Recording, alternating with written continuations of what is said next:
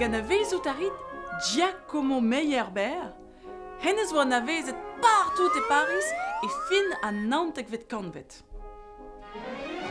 E ket abal amour ma oa perruker. Me ket ta, pe gwir ma oa ha, ur son aouzur diouz a riz. A petra oa diouz a riz c'hoaz d'ar mareze, Breiz. Abal amour da beta?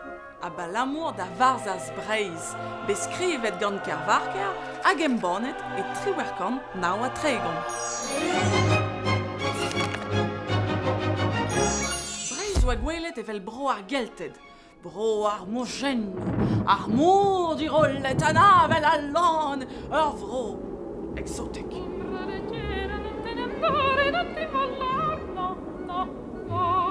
Diwar-se, noa me sonj Meyerbeer da gompozi ar c'hoarigan, le pardon de Plohermel. Ba pardon de Plohermel, bez eus koz eus un dinora, bedilezet gant oel, vit mont da glask un tenzor e kreiz al land gant e ving on soner kaorintin. Evel just eus na rumnas tumban a ferman, a neve ket klevet an dister a bignou gant Meyerbeer. E Paris oa bel eurenet ar c'hoarigan, me ken brudet e oa bet, ken e oa bet troet en italianek, a sonet betek Londres a New York memes. Neus ket ken pelso, e oa bet kanet gant Maria Callas e Runan e sal ar Scala ba Milano. Mar plij gagneur.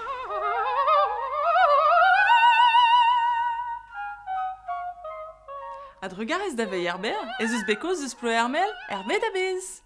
Met e Breiz, e ouzon mat, penaos neus ket eus ur pardon ba duont.